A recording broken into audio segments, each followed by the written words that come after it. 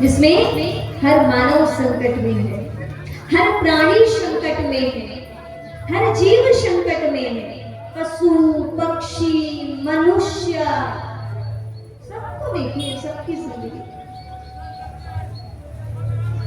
एक तरफ एक कुंभकर्ण है, दिखाई दे रहे हैं आपको? चित्र देखिए, ये ना आराम से सोए, उधर एक बहन है जो ज्ञान का अमृत उन्हें दे रही है। पर क्या हो रहा है, इधर से जा रहा है और इधर से निकल रहा है। मतलब इस संसार में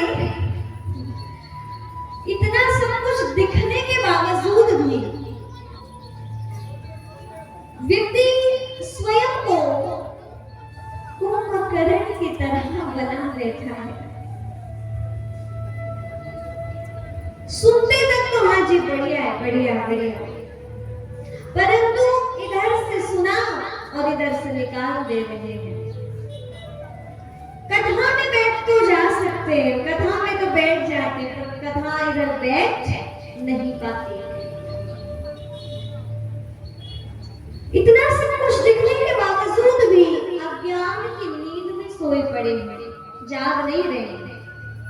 समझो, चारों तरफ घर में आग लगी है और आप सोए हैं अपने बेडरूम में आराम से उड़ के। आपको कोई कह रहा है उठ जाओ उठ जाओ, आग लगी है, और आप कह रहे हैं नहीं अभी नींद लग रही है, अभी तो मुझको नींद लगी है। या तो सो जाओ, निद्रा में यदि खोए तो जल जाओगे, बच नहीं पाओगे। और यदि निद्रा को त्याग दिए तो जैसे तैसे बाहर निकलकर आ ही जाओगे। आपने नहीं कहा हमारे घर में आ गया,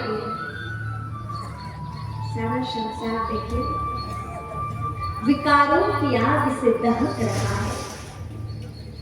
एक एक नर आज सारा संसार कामांत होकर अकड़ रहा है। मैं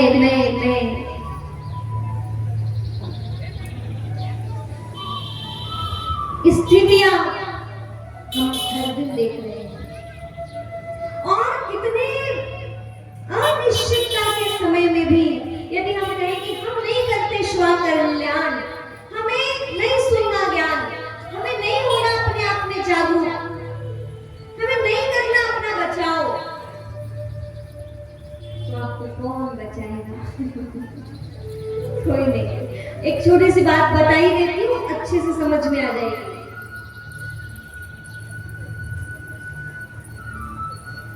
कौन सी अच्छी सी बात? हमें लगता है जब होगा तब देखा जाएगा, भगवान जी अलग से आके हमको बचा लेंगे। देखिए भगवान कोई ना कोई माध्यम भेजते हैं। एक व्यक्ति था, नीचे खूब बाढ़ आई, भगवान का परम भक्त था।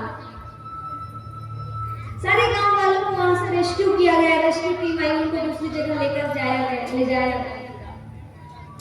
ये बोले नहीं मुझे कोई डर नहीं है, मेरा भगवान रक्षक है। उसको बोले भाई एक काम कर, पानी का जो लेवल है वो थोड़ा बढ़ रहा है, जैसे तैसे जो भी करके तू थोड़ा तो ऊपर आ जा। उसको जैसे तैसे करके ऊपर लेके पहुंचे थोड़ा। बोले नहीं अब मुझे नहीं जाना। भगवान सब कुछ जल में मग्न होने लगा, जलमग्न होने लगा। वो बोले नहीं। फिर कोई आया, फिर उसने आकर के बोला अरे भाई आपको बोल रहे हैं जल का स्तर और बढ़ रहा है, बिल्डिंगें डूब रही हैं, हालातें बिगड़ रही हैं, चलो हमारे साथ। तू भी क्या कहता है? मुझे आपके साथ आने की जरूरत नहीं है, वो खुद बचा लेगा। अंततः और जल स्तर बढ़ा, उसके लिए फ्लाइट लगवाई गई। अरे भाई अब तो थोड़ा सा, अब कहीं से कहीं तक जाने के कुछ नहीं बचे, अब इसमें आजा, मैं इसमें पैर रखे और चल तेरी जान बच जाएगी। वही नहीं भगवान आपकी मदद बचाएगा। जब कोई समझा रहा है तो नहीं समझा, अंततः अब क्या करते, डूब गया, मर गया। मरने के बाद भगवान के पास जाके बोला, भगवान जी मैं तो आपका परम भक्त था, आपने मुझे क्यों नहीं बचाया, मैंने तो सारे आधारों का त्याग कर दिया था, मैं तो पूरा आपके ऊपर था कि आप मुझे बचाएंगे। भगवान को कितने तो माध्यम भेजा तुम्हें बचाने के लिए, तुम्हें समझाने के लिए, तुम्हें कहने के लिए, कितने ज्यादा तुम्हारी मैंने कभी किसी को भेजा, कभी किसी को भेजा, अब तो चलो, अब तो चलो, यहाँ तक कि तुम्हारे लिए फ्लाइट तक भेजी कि इसमें बैठ के आ जाओ, लेकिन तुम तो अड़े हुए थे। तुम्हें तो लग रहा था कि अलग से मैं तुम्हारे लिए कुछ तो विमान आएगा। समझा नहीं इशारों को। आज हम कहेंगे जो होगा सो होगा, हम तो भगवान को बहुत मानते हैं। आज ये कथा एक माध्यम ईश्वर के द्वारा भेजे गए संदेश है, आप फिर भी नहीं मानेंगे, आप फिर भी नजरअंदाज करेंगे, फिर भी आप इधर से सुनेंगे और इधर से निकालेंगे, आप कहेंगे कुछ नहीं होता ये सब, और फिर अंत में कहोगे भगवान जी आपने बताया नहीं, अंतिम समय आ गया कलयुग का, हमें पता होता तो हम अच्छे से तैयारी कर लेते। भगवान जी फिर बोलेंगे आपको, मैंने ना एक नहीं 2 बार बताया, 3 बार बताया, पर तुम अज्ञान का पर्दा लगा के बैठे थे, तुम्हें रोशनी कहाँ दिख रही थी, तुम्हें तो दिख ही नहीं रही थी। बाद में फिर मत कहना। इसीलिए भगवान ने ये कार्यक्रम एक माता को निमित्त बनाया, मुझे हंसने का, और आप सब भी है आके बैठ रहे, सहयोग दे रहे हैं, बहुत बड़ी बात है। परंतु जब उनको अपना काम करवाना होता है ना, तो वो किसी को भी अपना आधार बना सकते हैं, किसी के भी द्वारा वो करवा सकते हैं। अब आप सोचो, वो बैठी माता जी, उनके मन में संकल्पना थी मुझे ये काम कराना है। दुनिया के पास तो कितना है, कमी नहीं है, करोड़ों है, अरबों है, परंतु ऐसे कार्यों के लिए 1 रुपया नहीं निकलता, और वो कमाई जमा कर करके रखी कि नहीं मुझे क्या कराना है, मुझे ये गीता ज्ञान कराना है, अपना भी उद्धार और गांव वाले जितने भी बैठे हुए का भी कल्याण हो जाए। तो ऐसी माता जी का बहुत धन्यवाद, जोरदार ताली बजाओ उनके लिए, उनके परिवार के लिए और अपने आप के लिए भी, कि आपने कहा कि हाँ हाँ कर दो, हम सब साथ हैं। आप लोग भी सपोर्ट नहीं देते तो अब आते नहीं तो अधूरा रह जाता है ना। इतने अच्छे से बैठ के आप सबने अपना अपना सहयोग दिया, तो आज तो मुझे बोलना पड़ेगा धन्यवाद। हर दिन आ गए, बैठ गए, सुनते गए, आज भी बैठने के समय निकाल कर आपका भी धन्यवाद है। और इतने दिनों तक जो सुना है, समझ रहे हो, अब आगे भी समझो कि ये समय इशारा दे रहा है बार बार। जैसे आप गाड़ी लेके आगे निकले, उसमें यदि पेट्रोल वगैरह खत्म हो रहा है तो उसके भी इंडिकेशंस आने शुरू हो जाते हैं, वो आपको कांटा दिख जाता है कि ये रेड में आ चुका है। तो अभी अपन कौन से जोन में चल रहे हैं, राइट जोन में चल रहे हैं। खतरनाक रास्ते से जाते हैं, ट्रैफिक बढ़ जाती है, तो ट्रैफिक रूल्स क्या है, ज्यादा भीड़ पड़ गई तो उसमें रेड लाइट ऑन कर दिया, आपको वहां पे क्या होना पड़ेगा, रुकना पड़ेगा। थोड़ा रुको, खूब भाग रहे हो,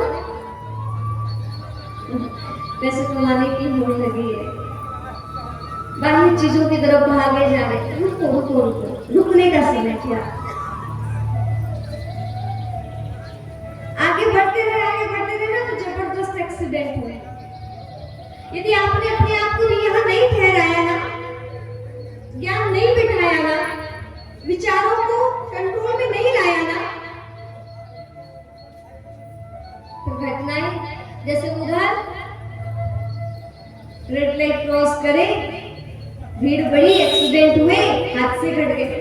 ऐसे यदि हमने इधर के लिए नहीं रोका अपने आप को, मन की ट्रैफिक बढ़ती जा रही है, विचार बढ़ते जा रहे हैं, और फिर इस बीच में बड़े बड़े इंसिडेंट हो जाते हैं, गलत निर्णय ले लेते हैं, फिर कंट्रोल नहीं कर पाते हैं।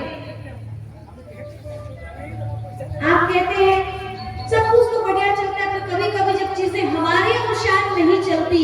बहुत क्रोध आ जाता है। और उस 1 मिनट में यदि आपने कंट्रोल नहीं किया तो आपने जितना भी अच्छा किया सब गंवा दिया। 1 मिनट 1 सेकंड का लिया गया गलत डिसीजन जिंदगी को बहुत बुरी जगह में ले जा सकता है।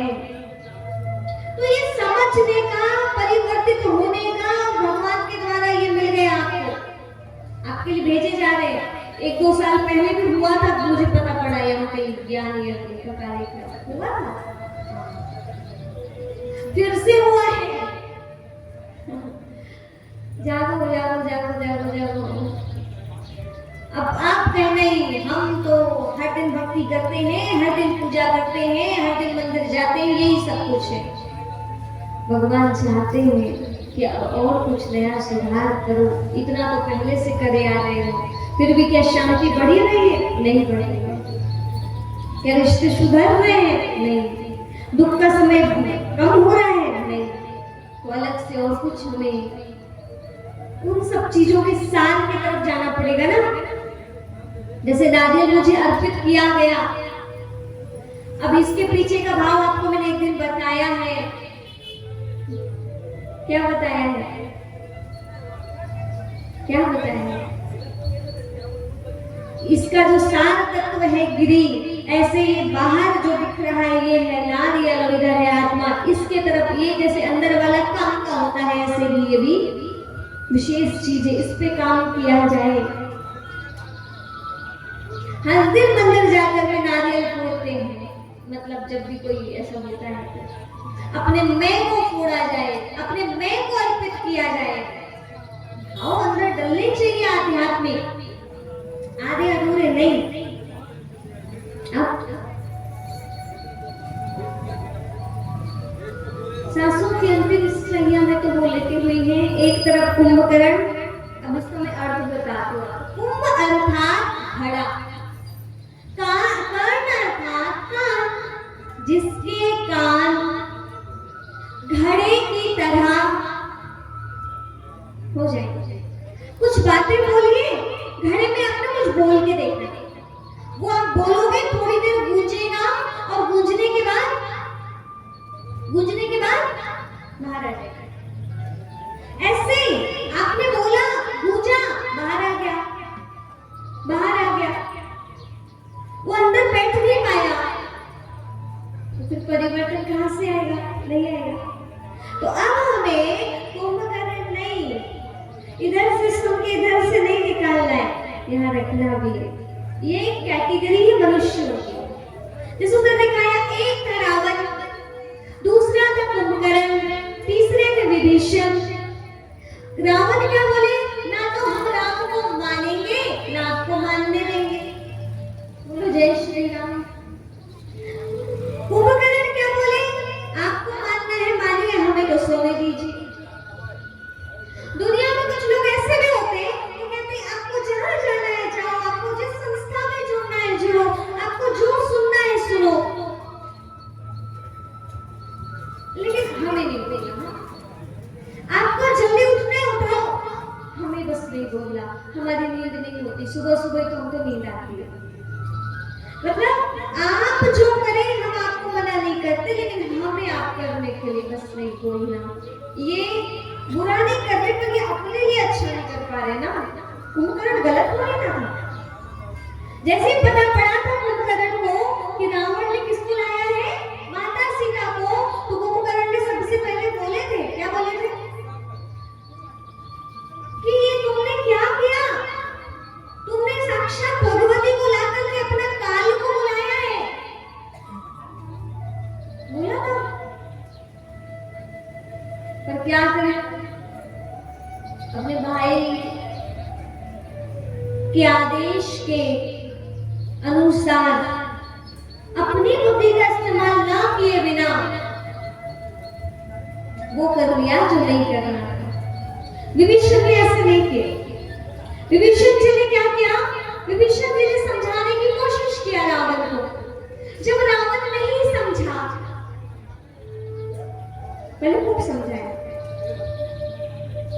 नहीं समझा तो भी बोला गलत तो गलत है। उन्होंने ऐसे नहीं किया, सामने सामने नहीं था, ना बोला, परंतु रावण को स्वीकार नहीं हुई, धक्का देकर निकाल दिया। बोले नहीं, अभी जो नहीं सुनते नहीं समझते ना, आवाज थोड़ा कम कर रही है। वो जो है, जो नहीं सुनते नहीं समझते, तो हम क्या करें? हम भी अपने जीवन को नहीं बिगाड़ेंगे ना। हमें क्या करना है? हमें क्या करना है? हमें तो राम का पथ पकड़ना पड़ेगा ना। हमें तो अच्छा पथ पकड़ना पड़ेगा ना। हम उनकी वजह से अपने जीवन को गलत दिशा में क्यों नहीं कर जाए? ये काम हम नहीं कर सकते। हमें सत्य की राहों पर ही चलना होगा। हमें सत्य का ही सानिध्य लेना होगा। हमें अधर्म का साथ नहीं पकड़ना है। नहीं तो जो स्थिति दुर्योधन की हुई थी वही हमारी हो जाएगी। दुर्योधन क्या बोले? जाना भी धर्म नाचा में प्रवृत्ति, जाना भी अधर्म नाचा में निवृत्ति, केने अपि देवेन हृदय स्थिते, यथा नियुक्तो अस्मि तथा करोमि। क्या बोले? हम जानते हैं सही क्या है, गलत क्या है, पर हम गलत को छोड़ नहीं सकते और सही हम कर नहीं सकते। मेरे अंदर कोई ऐसा बैठा है जो मुझे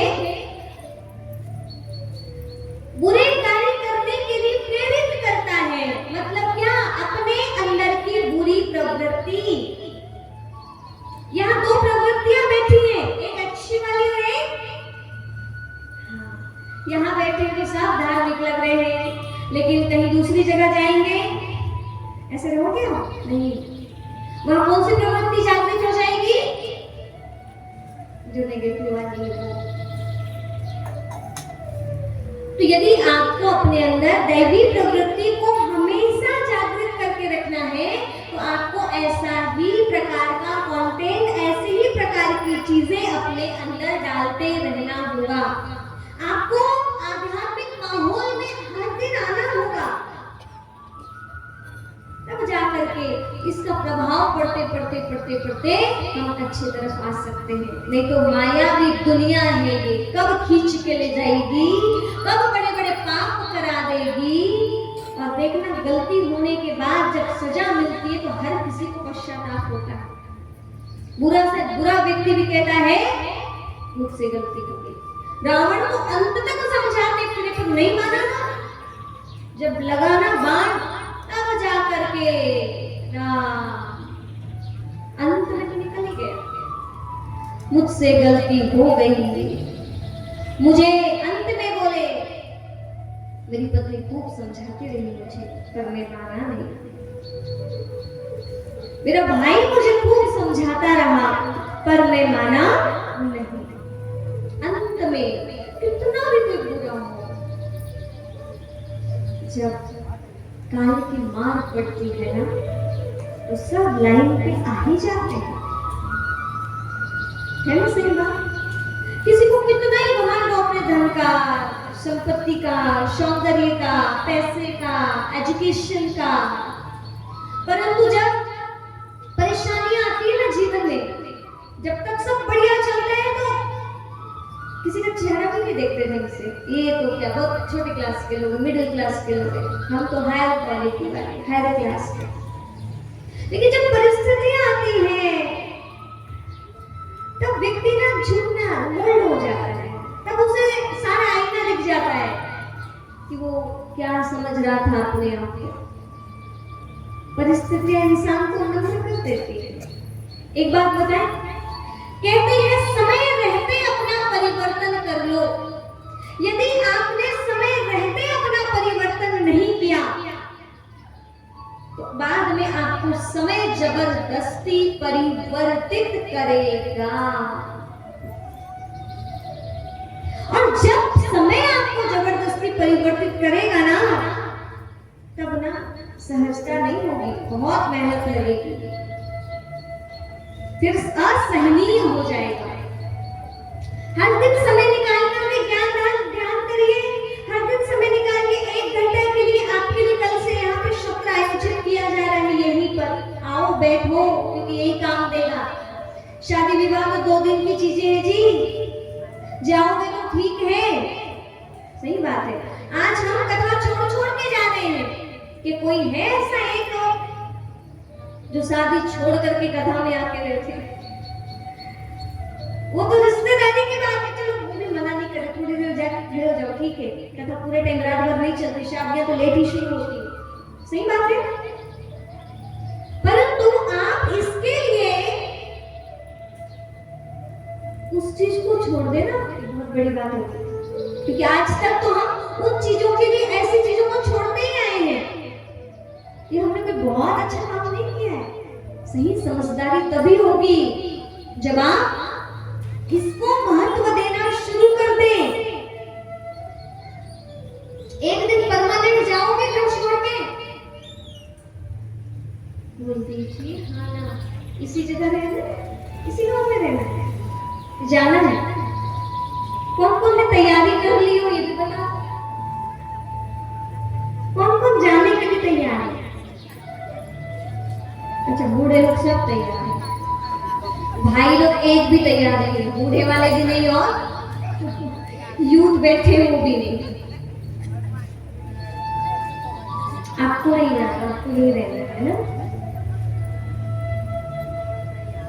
जाना तो पड़ेगा, तैयारी कर लो। और तैयारी में क्या क्या रखोगे? बैग, पैसा, मनी, रुपया।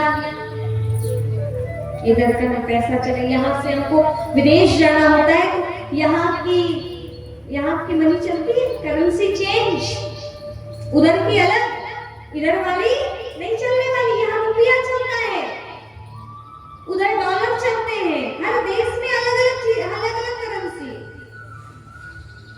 भगवान के पास जाने की भी अलग ही करेंसी है। इधर वाला आपका धन, आपका रुपया, आपका पैसा काम नहीं देगा। आपको क्या कराना पड़ता है? चेंज कराना पड़ता है, क्योंकि आपके पास तो इधर का ही है ना, फिर इसके बदले में उधर वाला लेके आपको काम देता है। तो ऐसे ही आपको यहाँ पे क्या करना पड़ेगा? इधर का सब कुछ ईश्वर नाम पर डालिए, तब उधर के लिए वो उधर आपका पुण्य बन करके जाएगा और उधर आपकी अगले जन्म में मदद हो जाएगी। आप कहोगे किसने देखा है अगला? किसने देखा है अगला? पर आप बताइए, कोई है ऐसा जो अभी तक यहाँ से गया ही नहीं? मतलब अगले जगह तो जाना ही पड़ेगा, मानो या ना मानो। जिसका अच्छा रहेगा तो वो सतयुग में जाएगा, आपको वो सतयुग में। अब जो हर दिन आके बैठ के सुने हैं उनको समझ में आएगा, जो आज ही आए हैं तो उनको तो बातें थोड़ी बहुत ऊपर से भी जा सकती है। इधर है चक्र, 4 युग है, कलयुग के बाद सतयुग ही आता है, याद रखना। गहरी रात के बाद प्रभात ही आती है, गहरी रात के बाद कभी रात बनी नहीं रहती। दिन आएगा नहीं आएगा, रात खत्म होगी नहीं होगी। आप कहेंगे इतना पापाचार, इतना अत्याचार, इस बीच में कैसे दिन आ जाएगा? आएगा जी आएगा। पहर बीतेंगे, 12 बजा तो फिर 1 भी बजेगा, 2 भी बजेगा, 3 और 4 ब्रह्म मुहूर्त, और फिर उगता हुआ सूर्य देखोगे। तो यदि आपको देखना है उगते हुए सूर्य को, तो इस रात की कालिमा में तपस्या करके, साधना करके, हर दिन 1 घंटे का समय निकाल करके कर लो अपनी आत्मिक शक्ति जमा, कर लो उधर जाने वाली करेंसी जमा। करो करो करो, अभी है मौका, फिर नहीं मिलेगा, बिल्कुल नहीं मिलेगा, नहीं मिल सकता। कहां से मिलेगा? एक ही बार मिलता है मौका। आपको तो पहले भी सुने हो, अभी भी सुन रहे हो, भगवान की तरफ से डबल मौके मिल गए। ऐसी भूल में मत रहना। ऊपर एक बैठे हैं महात्मा जी, वो कह रहे हैं अभी तो कलयुग समाप्ति में लाखों वर्ष है।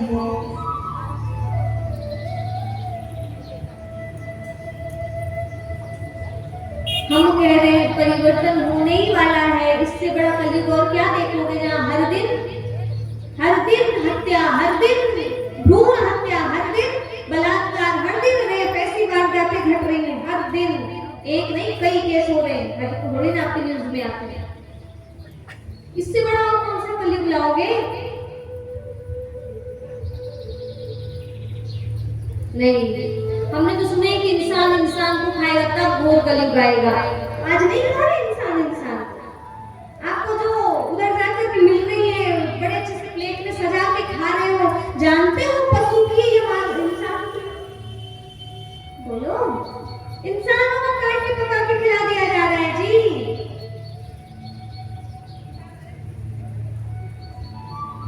और कितना बड़ा कलयुग देखना है आपको। जब शास्त्र लिखे गए थे ना, तब वाकई कलयुग बच्चा था। वापस लास्ट में ये सारी चीजें पढ़ी है, शास्त्र वेद ये पुराण पहले नहीं थी, श्रुति आई, इसके बाद ये स्मृति, फिर पुराण, उसमें सब लिखे गए, वेद लिखे गए, वेद के बाद उपनिषद, उपनिषद के बाद पुराण, हमारे बीच में आया ज्ञान। उसके पहले कुछ नहीं था। आज हम बैठ करके सुन रहे हैं। तो देखो, उन्होंने कहा कलयुग अभी बच्चा है, इस समय बच्चा है। हमारे दादाजी के दादाजी के दादाजी के दादाजी ने भी वही वाला पुराण उपनिषद पढ़ा था। हमारे बाप दादा बहुत धार्मिक थे, से बताते थे लोग। हमारे दादाजी के दादाजी के दादाजी बहुत बड़े भक्त थे, बहुत बड़ा मंदिर बनवाया था, जैसे बताते हैं। आप ही के उसके रहे ही होंगे कई। उन्होंने भी वही पढ़ा, पढ़ के बूढ़े होके शरीर छोड़ के चले गए। उनके बेटे भी बूढ़े होके शरीर छोड़ के चले गए, उनके बेटे भी गए, आपके दादाजी भी गए, आपके पिताजी भी चले गए, अब आपकी बारी भी आ गई। वो बच्चे से बूढ़े होके चले गए, आप भी बच्चे से बूढ़े हो गए, और आप अभी भी कहे वही स्क्रिप्चर्स जो उस समय लिखे गए थे कि वाकई कलयुग बच्चा था, और अब बच्चा नहीं है, उस समय बच्चा था। अब स्थितियां बुढ़ापे की दिख रही है। बुढ़ापे में क्या स्थितियां आती, दांत गिर जाते हैं, बाल सफेद हो जाते हैं, धरती की आज यही हालत है। तो अब बच्चा नहीं है, बच्चा है थोड़ा सा। और ये 4,32,000 उम्र कहां से है ये भी बता देती हूँ। दिव्य वर्ष की कल्पना की गई थी उस समय, जहां देवताओं का एक दिन मनुष्यों का एक वर्ष बराबर बताया गया। तो और शुभ सागर में लिखा हुआ है, देवताओं की गणना के अनुसार कलयुग की आयु 1200 और मनुष्य की गणना के अनुसार 4,32,000। किसकी गणना सही है, देवताओं की या मनुष्यों की? बताओ किसकी बुद्धि ज्यादा अच्छी है, कौन ज्यादा अच्छी गणना करेगा? देवता। ये 4,32,000 कैसे आया? दिव्य वर्ष की कल्पना की गई। एक दिन तो उनका एक वर्ष बराबर 360 into 1200 कर देना, 4,32,000 निकल करके आ जाता है। और हमने उनको पकड़ा, फिर द्वापर की आयु और आगे बढ़ा दी, डबल कर दिया, 8,64,000। त्रेता की 3 गुनी, सतयुग की और आगे बढ़ा दिया। ये कैसे बढ़ाया आपको बताते हैं। कलयुग में आत्मा की शक्ति कम, द्वापर में उससे दुगुनी थी, त्रेता में उससे और तिगुनी थी, ज्यादा थी, सतयुग में और ज्यादा थी आत्मिक शक्ति। तो क्या किया, आत्मिक शक्ति भी बढ़ा दिया, शरीर का आकार भी बड़ा बड़ा बता दिया, युगों की आयु भी बड़ी बड़ी बता दी। बस इतना संभव हुआ है। लिखते समय जो भी बातें रखी जा रही थी समझाने के लिए, जितना समझ में आ रहा था डाल रहे थे। तो क्या कहते थे, कलयुग का इंसान 5 फुट का, द्वापर का 10 वाला, मतलब ऐसे बढ़ाते जाते हैं, त्रेता का और बड़ा, सतयुग वाला और बड़ा, ऐसे कुछ तो और बड़ी बड़ी, कितने ऊंचे रहते थे ऐसे बताते। शरीर ऊंचा नहीं होता था, आत्मा ऊंची होती थी। आत्मा ऊंची मतलब गुणों से भरी हुई होती थी, विकार नहीं होते थे, बुराइयां नहीं होती थी, पाप कर्म नहीं होते थे, श्रेष्ठता होती थी। और आज हमारे अंदर थोड़े से में गुस्सा, थोड़े से में नफरत, थोड़े से में जेलसी, थोड़े से में निंदा, थोड़े से में भय, थोड़े से में ओवर टेंशन, ये हमारी कमजोरी है। तो कलयुग अब बच्चा नहीं, थोड़ा सा बचा है, क्योंकि स्थितियां दिख रही हैं। अब ये ऐसा नहीं रहेगा, अब कलयुग के बाद सतयुग आएगा। तो हमें क्या करना है, मैं अब थोड़ी सी खान पान वाली बातें बता देती हूँ, क्योंकि टाइम पता नहीं कैसे कैसे लग रहे हैं। अभी तो चलने देते हैं थोड़ी देर, थोड़ी देर मटन हो जाता है। और हमारे बीच में सुंदर झांकी प्रस्तुत हो गई है श्री कृष्ण और श्री राधा रानी की, तो अभी उनका भी हम स्वागत अभिनंदन करेंगे। पर थोड़ी देर आज क्या क्या चीजों को स्वाहा कर दे इस पे थोड़ी बातें कर लेते हैं। तो आप ही बताओ क्या क्या चीजों को स्वाहा करना है। गीता जी में कहीं नहीं लिखा तेल स्वाहा करो, जौ स्वाहा करो, घी स्वाहा करो। क्या लिखा है?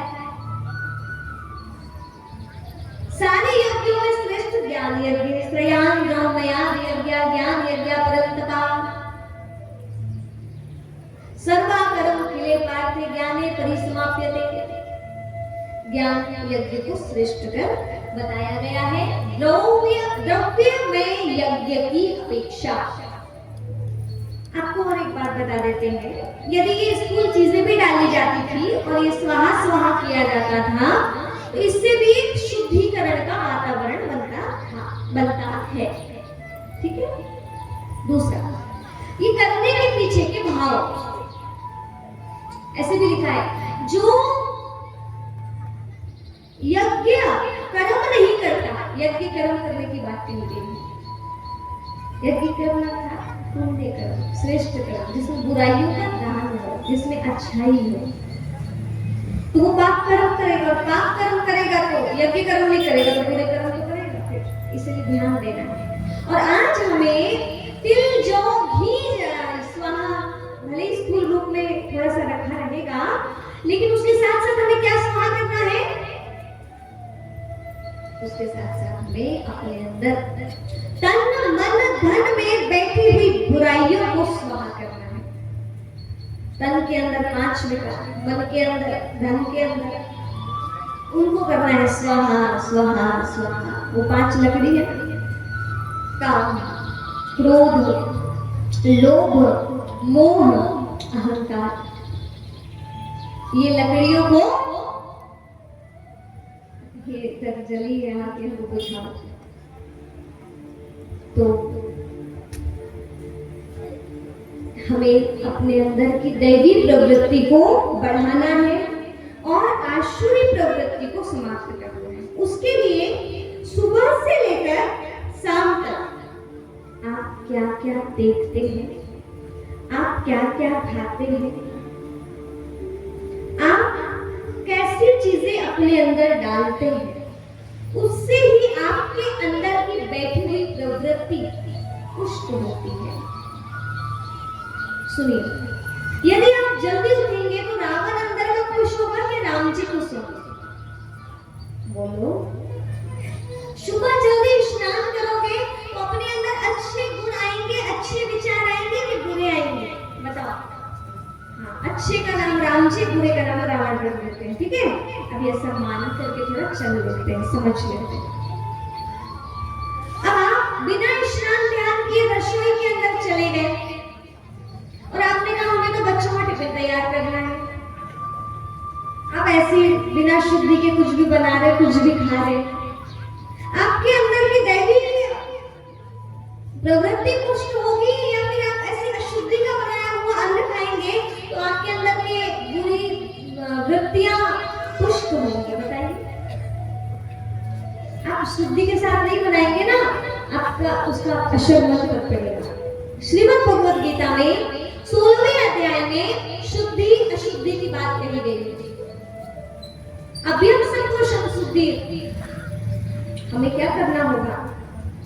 अपने अंदर शुद्धि लानी होगी। दानम दमस यज्ञस्य च स्वाध्याय पुस्तक आर्जवम्। शौचम दोहो नातम नीता। सब थोड़ा समझना। बाह्य शुद्धि यदि आप नहीं करते हैं तो आपके मन पे भी उसका प्रभाव पड़ता है। आप स्नान करते हैं, कितना अच्छा लगता है। आप मत करो स्नान, कैसा लगेगा? भारी लगेगा नहीं लगेगा? सुबह सुबह पहले काम हमारा जो भी आपके छोटे मोटे काम है वो पूरा किया और पहले शुद्धि स्नान, उसके बाद रसोई घर में जाना चाहिए। और रसोई घर में जाने के बाद भोजन कैसे बनाना चाहिए? ये बताना पड़ेगा मुझे भगवान की याद में, टेंशन में, इधर उधर की बातों में। वैसा यदि आपके घर का भोजन बनेगा तो आपके भी मन में फिर जो देख के, जो सुन के, जो करके टेंशन के साथ में भोजन बनाए हो, आपके भी मन का हिस्सा बनेगा और घर के लोगों का।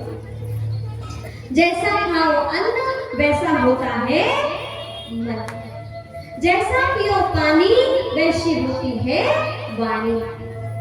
तो भोजन शुद्धि का होना चाहिए। भोजन में क्या क्या चीजें बननी चाहिए? सत रज तम, 3 वैरायटी है। शत में वैसे तो फलों को रखा गया है, सात्विक आहार, राजसिक आहार, तामसिक आहार। पर फल उतने नहीं, तो बोला गया अनाज भी यदि भगवान की याद में आप बना रहे हैं तो वो भी सात्विक श्रेणी में लाया जा सकता है, उसे रखा जा सकता है, ईश्वर की याद में रखना चाहिए। और राजसिक में ज्यादा तेल, ज्यादा मिर्च, मसाले, जिन्हें खाने से प्रमाद आलस्य आए। आपने देखा होगा सिंपल भोजन करो तो जल्दी डाइजेस्ट होता है, हल्का लगता है, और भारी करो तो एसिडिटी बनती है, मन नहीं लगता है, ऐसे भी होता है, दिमाग भी नहीं लगता। तो भोजन हल्का सात्विक होना चाहिए। तो कभी का आप जो भी कह लेते हैं हम इतना वो, परंतु मुझे तो ऐसा लगता है कि क्यों इसको लोड देना, हर दिन ही सात्विक होना चाहिए, बिना बड़े कम से कम तेल इतना भी मत डालो। जो आपको आज तो कितनी बीमारी हो रही है इन सब चीजों के कारण। और स्वाद के लिए आप खूब मिर्च डाल रहे, खूब मिर्च डाल रहे, वो मिर्च अंदर जाके क्या करेगी? कितनी बीमारियां आज हो रही है। तो सिंपल भोजन होना चाहिए। दूसरी बात, बासा भोजन नहीं करना चाहिए। इतना ही बनाओ, इतना ही बनाओ जितना खाओ। अब आप वो 2-3 दिन तक भर रख के फ्रिज में रख रहे हो, आपको लग रहा है वो फ्रेश है, फ्रेश है, उसके सारे पोषक तत्व मर गए। अब वो केवल दिख बस रहा है कि ये है। भोजन 2 घंटे के अंदर बना है तो उसे ग्रहण कर लेना चाहिए। उसके बाद उसमें अशुद्धियां आनी शुरू हो जाती है। तुरंत ताजा 1 से 2 घंटे के अंदर ताजा भोजन कर लो, हल्का लगेगा, फ्रेश लगेगा।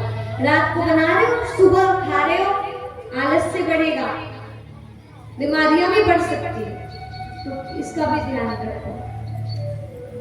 आपके लिए इतना तो नहीं हो सकता, पर कोशिश तो कर सकते हो।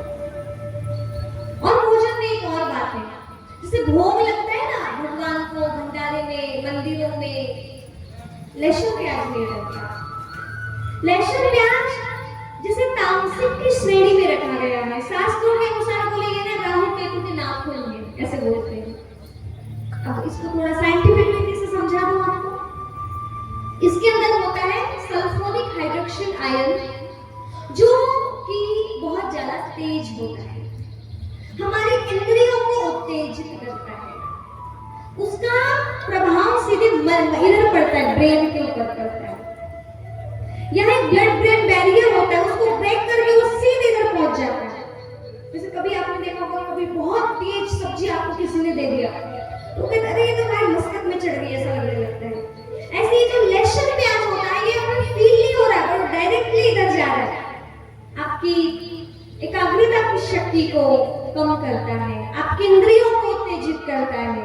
तो यदि आप अपने मन को शांत रखना चाहते हैं, इंद्रियों को शांत रखना चाहते हैं, तो चाहे तो आप इसका सेवन आपके चॉइस के अकॉर्डिंग कर सकते हैं या छोड़ सकते हैं। ऐसा बिल्कुल नहीं है कि इन चीजों को नहीं खाएंगे तो बीमार हो जाएंगे। हमने तो बचपन से नहीं खाया, पर ऐसे तो बीमार शायद नहीं दिखते ना। और हमने ऐसे लाखों लोग सिर्फ ब्रह्मा कुमारी संस्थान की बात नहीं कर रही मैं। आप वैष्णवपंथी लोगों को देख लो, अब राधा रानी को मानने वालों को देख लो, प्रेमानंद जी को जितने भी सुनते हैं, आप उनके फॉलोअर्स वो भी नहीं लेते ये सब चीजें, इन्हें नहीं लिया जाता है, इन्हें जो भी साधक होते हैं, जिन्हें भी अच्छे मार्ग पर चलना है, वो इन चीजों को नहीं खाते हैं। अगली बात, अब लहसुन प्याज खाना कोई पाप भी नहीं है। ये मत सोचना कि इसका हत्या का कोई पाप लगता होगा, ऐसी भी बात नहीं है। पर यदि इंसान बनकर अच्छे से दैवी गुणों के साथ जीना है तो आप ये काम कर सकते हैं। परंतु पाप किन चीजों से लगता है? आपने नॉनवेज खाई, आप कहेंगे हमने कहाँ बनाया, हमने कहाँ किया, पर आप खा रहे हैं इसलिए तो लोगों ने दुकानें खोल खोल के रखी है। और एक जीव की हत्या, उसका कितना पाप लगता है सोच सकते हो? थोड़ी देर का जिबा का टेस्ट, पर वो जीव जिसको बांधा गया है, जिसको काटा गया है, कितना डरा होगा सोचो तो। उसकी आत्मा की कितनी आह निकली होगी। आप तो उसमें नमक डाले, मिर्च डाले, मसाले डाले, वाह जी वाह क्या टेस्टी है, परंतु उसकी तो तड़पन है ना उसमें। आप सिर्फ और सिर्फ नॉनवेज नहीं खा रहे, आप एक मूक प्राणी की विरह वेदना आप उसके साथ ले रहे हैं, आप पाप ले रहे हैं अपने जीवन में। अब उसके अंदर जो डर आया था, उसके अंदर जो भी उसके अंतिम समय में जो स्थितियां हुई थी, आपने तो अपने घर में लाया, बनाया, खा लिया, पर उसका जो डर है वो आपके मन का हिस्सा बनेगा या नहीं बनेगा? बोलो, बनेगा। फिर ना चाहते भी कहेंगे बहुत डर सा लगता है, भय सा लगता है। और एक बात, ये जो भी ऐसी चीजें खाते हैं ना, तो और ज्यादा निर्दयी बनते जाते हैं, निर्दयी बनते जाते हैं। क्या फर्क पड़ता है कौन सा भगवान दे? अरे ये जगह, ये उधर के प्रदेशों के लिए था जहाँ पे अनाज भोजन होता ही नहीं था। आपके भारत में तो सब चीजें है ना, आए दिन यहाँ सब्जी मार्केट लगता है, और आप कहें कि नहीं, एक बार तो सप्ताह में एक बार तो खाना चाहिए, शरीर को प्रोटीन विटामिन मिलते हैं। आपको एक बात बताऊं, आपकी शाकाहारी चीजों से ज्यादा कभी किसी चीज में नहीं होता। आपको खूब मोटा होना है, प्रोटीन बढ़ाना है, मूंगफली जो होती है ना ग्राउंडनट, उसमें बेहतर बहुत अच्छी क्वालिटी का प्रोटीन होता है। वो चीजें खिलाइए ना अपने बच्चों को। क्या अंडे खाने से प्रोटीन मिलता है? क्या दाल खाने से नहीं मिलता? बोलो। हम वो स्टडी पढ़ते हैं जो फॉरेन से हमारे बीच में आई है, उधर तो ये सब चीजें इतनी होती नहीं थी। उन्होंने कहा मछली के तेल में B12 होता है और ये होता है, ये खाओ वो पियो। उधर का कल्चर था, तो इधर हमने पढ़ाई पढ़ना शुरू की। हमारे डॉक्टर बेचारे वही पढ़ रहे हैं, तो वो डॉक्टरों के पास कोई मरीज जाए तो मरीज को बोलते हैं तुम्हारे शरीर में ना ये कम हो गया है, इसलिए तुमको ये खाना पड़ेगा। अब एक शाकाहारी इंसान भी अपने हेल्थ को गेन करने के लिए किसी जीव की हत्या करके खाई जा रहा है, खाई जा रहा है। अरे दूसरों का मांस खा करके अपना मांस बढ़ाओगे, ये कौन सा आपका धर्म का काम है? ये तो पाप है, पाप। इसलिए देख लो, खाते हो तो छोड़ देना, कोई हाथ खड़ा थोड़ी ना करवा देगा। भगवान को मानते हो तो छोड़ देना, क्योंकि वो भी भगवान के बच्चे हैं, और आपका अधिकार नहीं है किसी का सुख छीनना। आपके लिए सारी वेज बनी है, प्रकृति आपके लिए बनाई गई है, जिसमें पौधे आपको ऑक्सीजन दे रहे हैं, पत्तियां, सब्जियां, फल सब है आपके लिए। देवी देवताओं को मानते हो ना आप सब? किस चीज का भोग लगाते हैं? फलों का लगता है। आप स्वीकार कीजिए, आपके लिए अनाज भी वो भी लीजिए, मना नहीं है, लेकिन थोड़ा सा इतनी सी छोटी शुद्धियों का ध्यान रख लीजिए। यदि आपको लगता है तो आप कर सकते हैं। दूसरी बात, और भी कुछ खाने में कई प्रकार के बाई प्रोडक्ट, ऐसी चीजें हैं जो हम लेते रहते हैं जिसकी जरूरत बिल्कुल नहीं है, जैसे तंबाकू, जैसे गुटखा, और मुझे ना नाम नहीं पता बहुत सारे। आपको एक बात बताएं, जिस जगह पे तंबाकू की खेती होती है ना, वह कंपाउंड वॉल रखने की जरूरत नहीं होती है। लाइसेंस वो होता होगा, होता है, बट कंपाउंड वॉल की जरूरत नहीं होती। राजस्थान की तरफ वो खेतियां होती है।